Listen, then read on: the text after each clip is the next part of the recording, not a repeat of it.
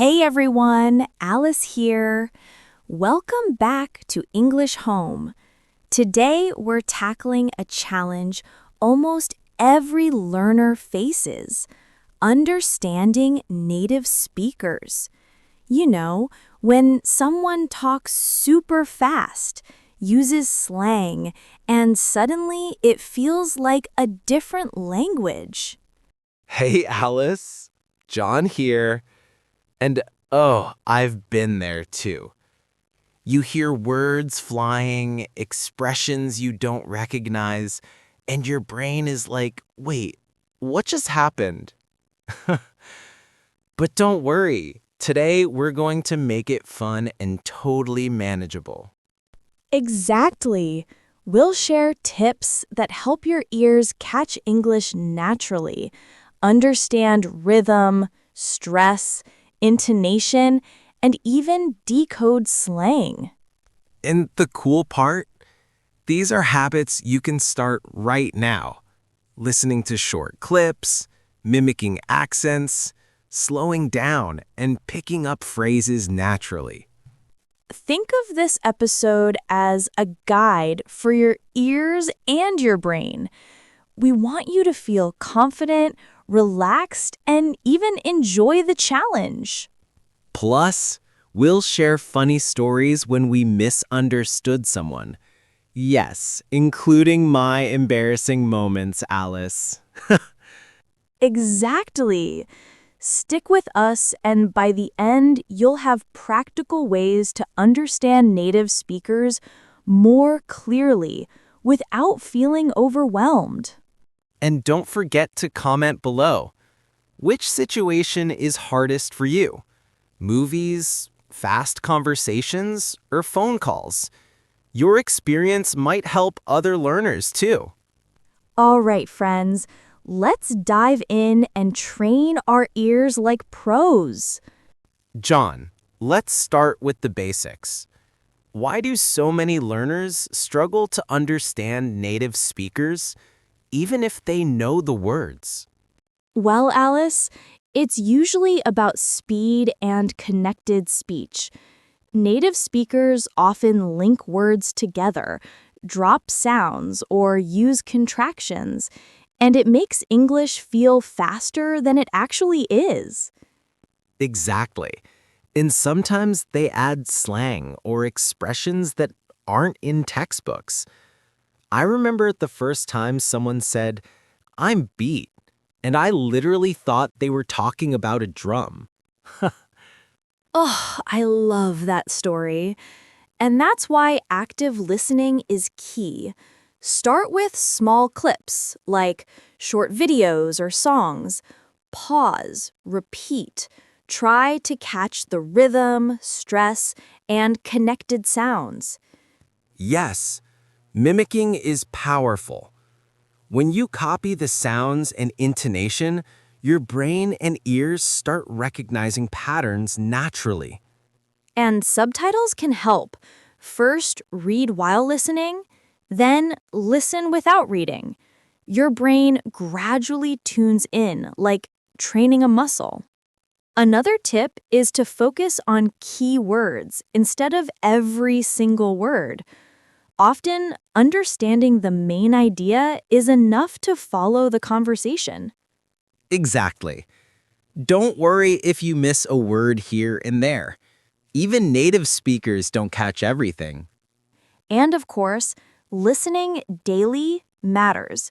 Just a few minutes a day builds strong listening skills over time. Alice, what about accents? Learners often panic when they hear different accents, like British, Australian, or even fast American. Absolutely. Accent exposure is critical. The more varieties you hear, the easier it becomes to understand different speakers. Start with familiar sources, then gradually explore others. Yes, and one trick I use is slowing down audio slightly. Many apps let you reduce speed without changing pitch. Your brain can catch tricky words more easily. Also, don't ignore body language or context. Watching videos helps because gestures, facial expressions, and tone give clues about meaning. True, and repetition is gold. Listen multiple times, focus on tricky phrases, and even write them down. Then try saying them yourself. I also love shadowing. Listen to a sentence, pause, and immediately repeat it. It improves both listening and pronunciation at the same time. And remember, comprehension is gradual. You might understand 50% today, 60% tomorrow, and that's progress. Yes. Celebrate every bit you understand. Confidence grows when you notice improvement, not perfection. So, John, how do learners apply these tips in real conversations? Start small. Chat with friends, ask questions, or even repeat phrases you hear. Don't be afraid to ask, "Could you say that again?" Exactly. And active participation is key. The more you listen and respond, the faster your brain adapts. Also, watching shows with subtitles, then gradually removing them, is a safe way to practice understanding real English. And remember, laughter helps. Misunderstanding is normal. I once thought someone said, "I'm starving," and they actually meant, "I'm starving for success." Absolutely. Social practice also helps you notice patterns in speed, rhythm, and stress, all essential for understanding natives. Even short daily interactions count. Phone calls, ordering coffee, or chatting online. Tiny moments add up. And if you're shy, try practicing with voice recordings or language partners online. You'll build listening skills and confidence at the same time. Exactly. Progress comes from consistent, playful practice. All right, friends, Alice here. We hope you're feeling ready to understand native speakers a bit better. John here. Remember, start small, listen actively, use shadowing, pay attention to rhythm and stress, and don't worry about missing words. Focus on patterns, exposure, and context. Every short daily practice makes a difference. And don't forget, it's okay to ask for clarification. Even native speakers repeat themselves sometimes. Laugh softly. Vocabulary time. Quick words from today. Native speaker. Someone who speaks English as their first language. Example. Listening to a native speaker helps me improve my understanding. Shadowing. Repeating what you hear immediately. Example. I shadowed a podcast to improve comprehension. Accent. The way someone pronounces words. Example. I'm learning to understand different English accents. Context. Surrounding words and situation that help understand meaning. Example. Even if I miss a word, context helps me understand the sentence. Now, we want to hear from you.